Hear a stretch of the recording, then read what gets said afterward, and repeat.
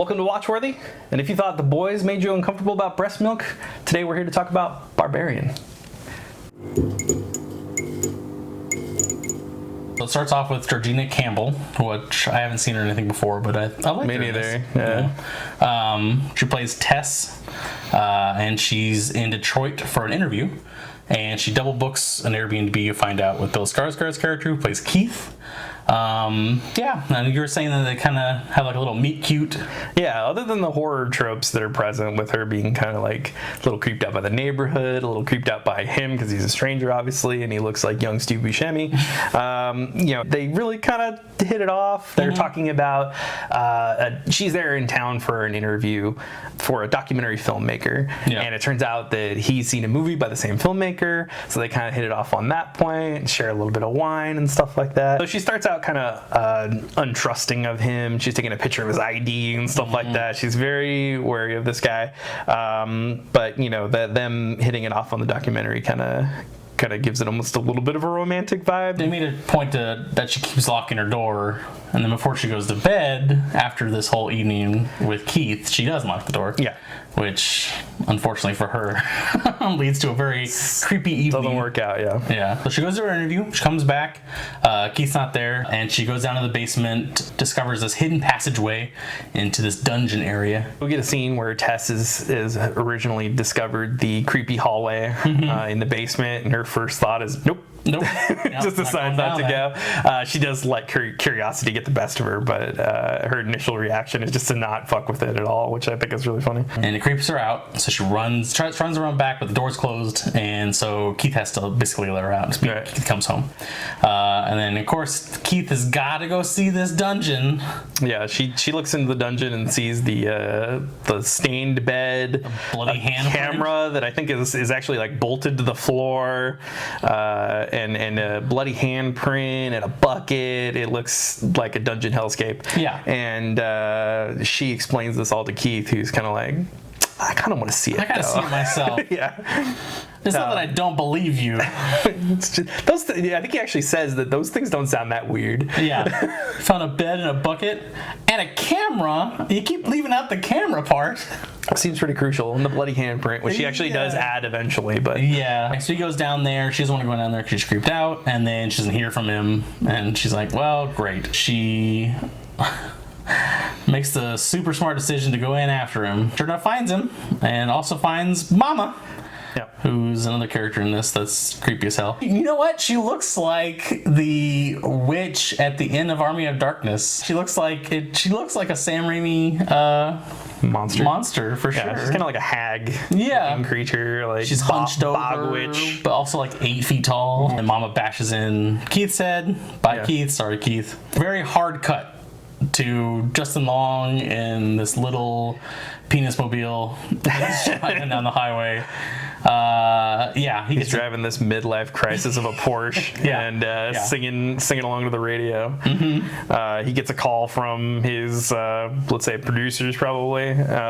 Zach Cregger is one of the voices on the phone, which is his first appearance in the film. Basically, he gets the news that his show that he's done a pilot for is not going to be picked up because he's now being accused of let's say sex pest things from a cast member. He's like, oh, I want to fight this, it's not true, whatever, but they pretty much confirmed that he's not going to be able to return regardless, right? After that, he's got to get his finances in order and things like that. Talk to his lawyers. And we find out his main connection to our story is that he actually is the owner of the house that is the Airbnb. The scene in the bar with his buddy, I guess he's from Detroit or something, because when he gets back, he calls his buddy, who's also Zach Cregger. Yeah. And his buddy asks him, I read the article about what happened. How'd it really go down, bro? Yeah. And it's a very uncomfortable monologue he has about she wasn't into it at first. It's essentially a moment where if you've had any doubts about if you're trying to let me hear his side of the story, kind of thing like that. Once you get his side of the story as he tells it to his friend, it's pretty clear that he's not he's misrepresenting how it went. And we get him going back to the house, kind of similar setup. He's looking around, all their stuff and all their luggage, all of Tessa's luggage is still there, all of Keith's luggage is still there, and he's going through the house and complaining about how it's so thrashed, and starts to think about how he's going to sell this place. Yeah. And this is where we kind of get more into the comedy side of things with his character. Sure. Funny enough, we get a lot of him measuring the house because he's trying to figure out, once he discovers the creepy basement, if he can count that square footage when he's selling the place. So a lot of that stuff is really funny with him going down the hallway. I'm like trying to get the tape measure down the stairs. He sees creepy cave and he's like, "What's that?" Still going. Yeah. I think when he measures the bed dungeon room with the camera and the bucket, he's just moving some of the stuff out of the way completely. Sits on the bed and is like, ew. Completely oblivious to it, which was great. And then Mama pops up again. Yeah. And he runs from her and falls in the pit where he finds Tess, who's been there for, I think, weeks. Because I think he talks to his property manager person, says they haven't booked it for 2 or 3 weeks. Yeah. So Tess has been down here for weeks in this pit. And then that's where you get the real disgusting scene of Mama trying to bottle feed. The Mama's breast milk feeding scene from the hairy bottle. The hairy nipple. That's so bad. Yeah. Tess, very astute and having been down there for a while, kind of knows what's up. She knows not to piss Mama off and to kind of keep a low profile as much as possible and not upset her. Yep. Because that's what she thinks led to Keith to being killed. Yeah, she said, just drink the fucking milk. Yeah. Dustin Long's character, he's freaking out about this stuff, so he gets dragged away, which gives Tess a chance to escape. We get more creepy breastfeeding stuff. Yeah, it gets real graphic with Justin Long being force-fed breast milk. Yeah, it's pretty gross. And so eventually Tess escapes, and then I think that's when we get our hard cut back to the past, right? Yeah, I believe that's where they cut back to Richard Brake, basically a serial murderer plus. Right. And so he's basically been breeding women. And then it's gross. It's a whole. He's got his whole Targaryen family down there that he started. So much. So you get his little backstory, kind of basically just to set up what the house actually is. This is your info dump, more or less. Pretty much, yeah. And then it cuts back, and so Tess is trying to find help for Justin Long. This is where you get some of the. I don't know if it's supposed to be a sexual commentary or racist commentary. Honestly, I can't tell what's it supposed to be. But she's just escaped after 2 or 3 weeks in a dungeon, so she looks like shit. Right. Understandably. Yeah. And she calls the cops. She finds a gas station, calls the cops, and the cops just think she's some crackhead. Right. They don't believe really a word of what she says. No, they finally go with her back to the house, and then they basically say the only crime I see is that you broke the window. Yeah. Yeah. So then they take off because there's shootings and it's Detroit. Yeah. And so she decides to then go in by herself. Go back in anyway. To save AJ. Yeah. I mean, she doesn't know his story, so maybe if she knew, she wouldn't go back to save him. As she's going to go get the cops, AJ, what he finds is Richard Brake's character. Yeah. Who's an old man at this point, sitting in a bed, and he thinks like, oh, he's a prisoner too. Yeah. Then he finds this stack of VHS tapes, which is clearly from all the women he's been assaulting over the years and stuff. He freaks out and he's like, what the hell's the matter with you? Definitely that's kind of more the purpose of I think Richard Brake's character is to kind of put a mirror to AJ. Yeah. Richard Brake's character ends up pulling a gun out of a table, an end to the nightstand. He pulls a gun out of the nightstand and points it at AJ briefly until he goes to shoot himself, and then that gives AJ the chance to get the gun so that he can escape. Yeah.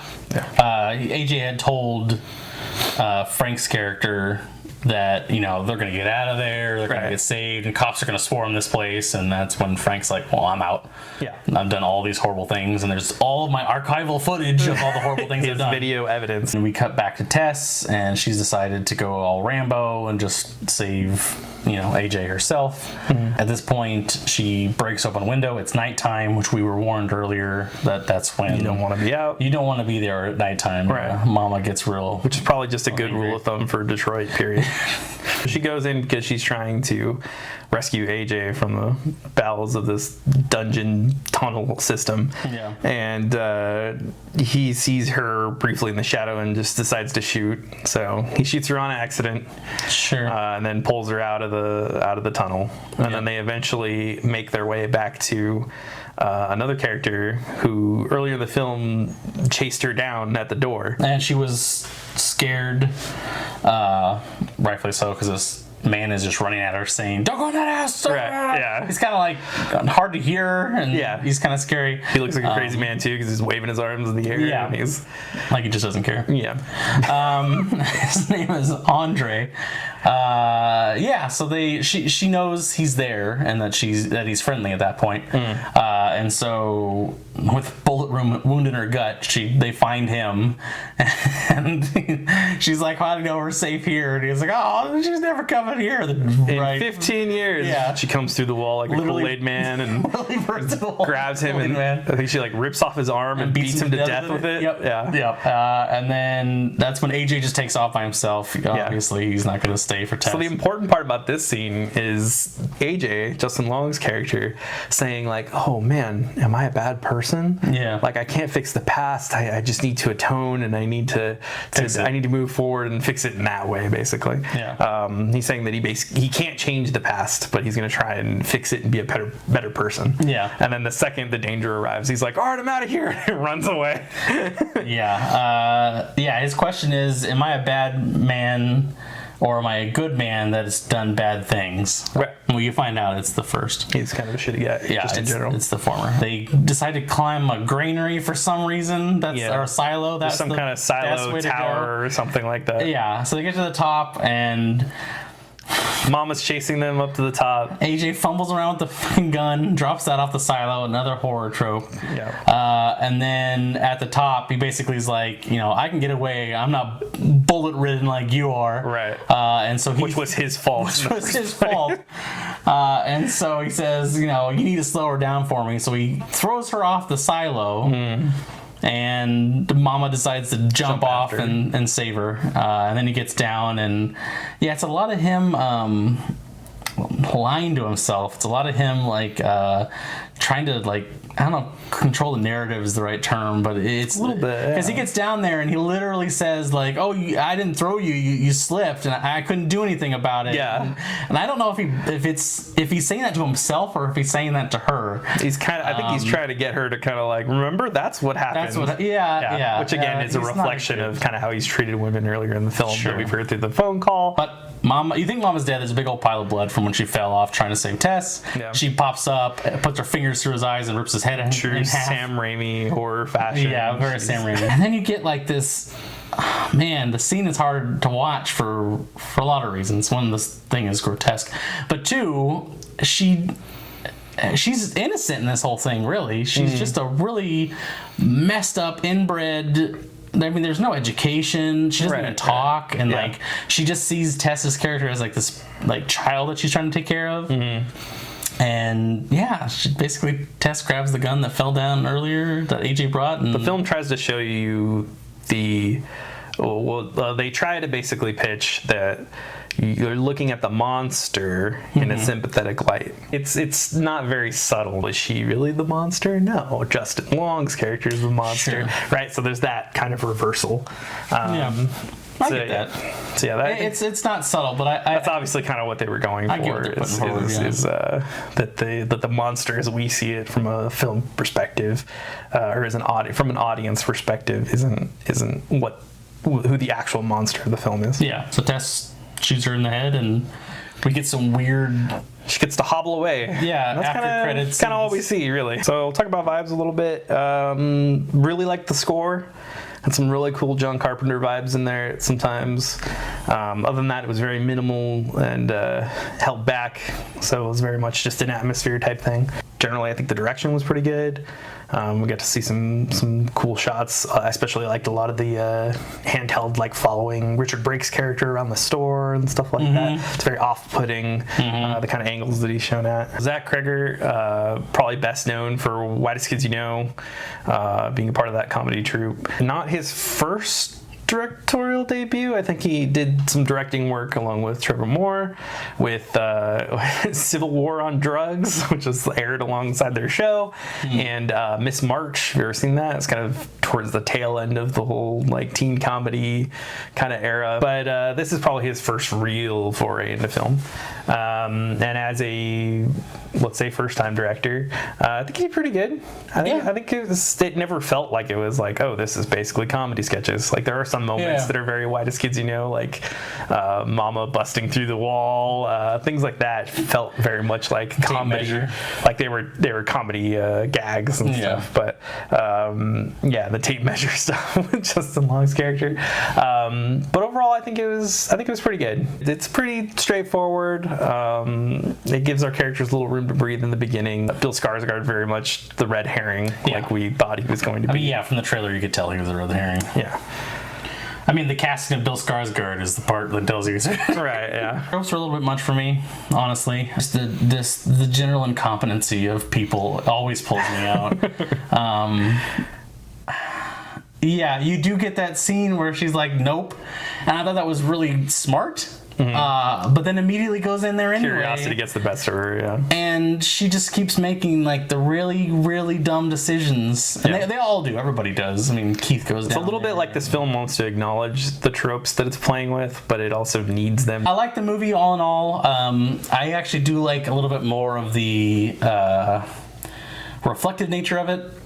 Of kind of just like people in general, like you said, like the whole who's the monster kind of thing here. Well, obviously Frank's the monster, right?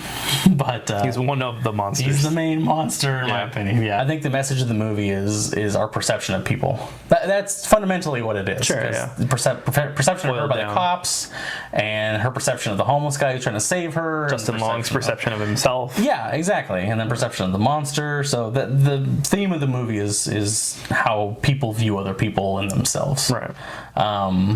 So I think which sounds like a better tie into the title of Barbarian and how how maybe let's say Rome viewed barbarians as different wild outsiders and savages, which I think makes better.